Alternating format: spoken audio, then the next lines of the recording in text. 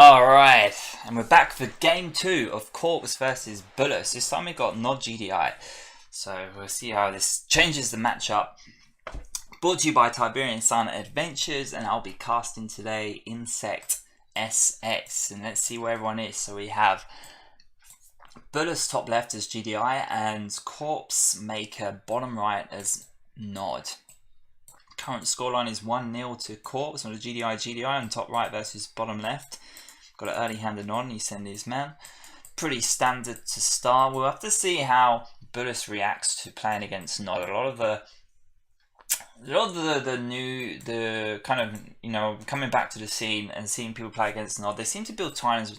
Titans are generally not very effective against Nod. I think I mentioned it before. They just get chased around a bit too much. They're not that good for defense. They're only good for against the CCs, and they're not amazingly good on offense unless they're in mass and only if you're ahead, and you can really pressure Nod and get 5 or 6 Titans over there early, and accompanied by some disruptors. So we'll see what kind of build orders they go for here. I like doing. I think you really have to keep pressure on Nod. You can't just let them do what they like. You either have to play very defensive and hold off against an early engineer rush and leave it and just out economy them, out expand, control the map, or just keep pressure on them with like a big man rush, followed up by some disruptors, or followed up by Titans and then disruptors, ideally at the same time. But anyway, we've got a 1 ref disruptor rush, it looks like, coming out of Bulus. So interesting tactic. We'll see how that pans out. I think it's a pretty good idea, especially from top left, which is hard to get scouted, so it'll be difficult for Corpse to know what's going on. We've got a 2 ref War Factory from Corpse, and he's popping out a trike, so that'll be a scout trike, I'm sure. 1 man to the back there, half health. Corpse may have noticed that there's not a lot of men on the map. This is one of the advantages of, and if you do anti-scout pretty far out, you can kill the opponent's scout, then send your men back, and it's very hard for them to know what you're doing because all they can see is black. They don't know if you're going men, Titans, disruptor, whatever.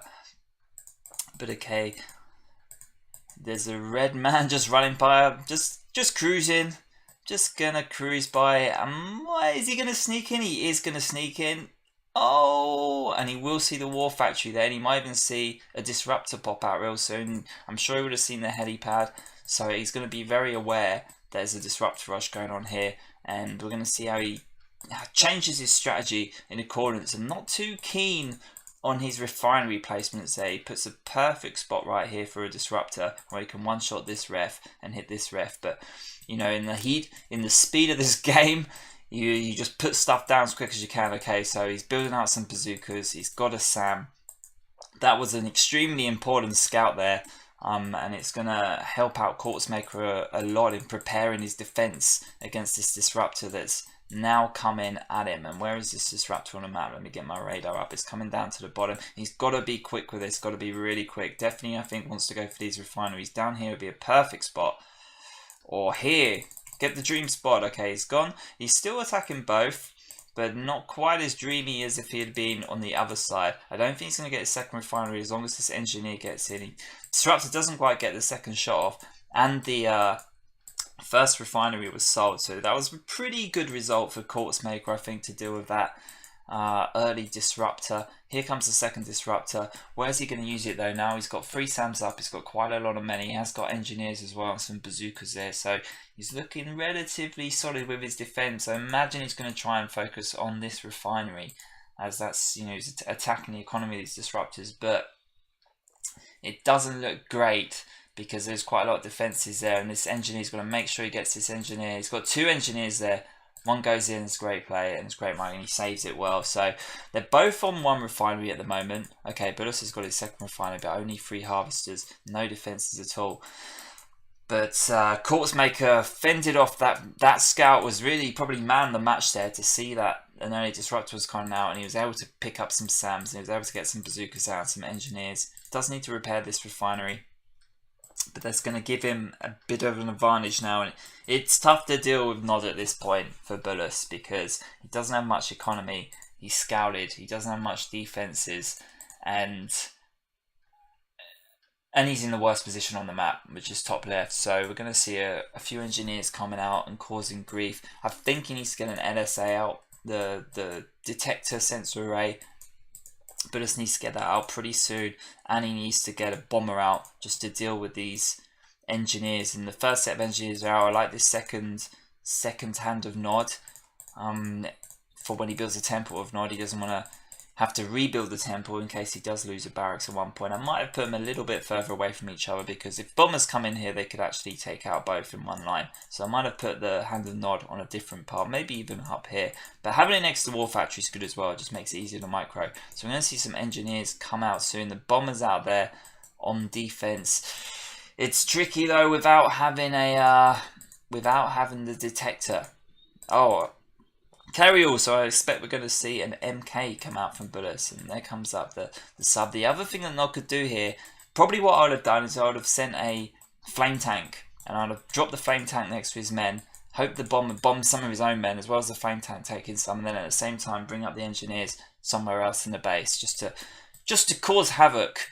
And it's extremely hard for Bulus, especially without being able to see any of these. I think he should get a second bomber, and also a second helipad, and the CC here is prepared. We've got the MK on CC, so high-tech units on high-tech units. What's he going to do with this CC, and what's he going to do with this MK? We're not sure. The CC is on its way. There's not a lot of defences up here for Bulus. He doesn't have his expansion, so his economy's struggling.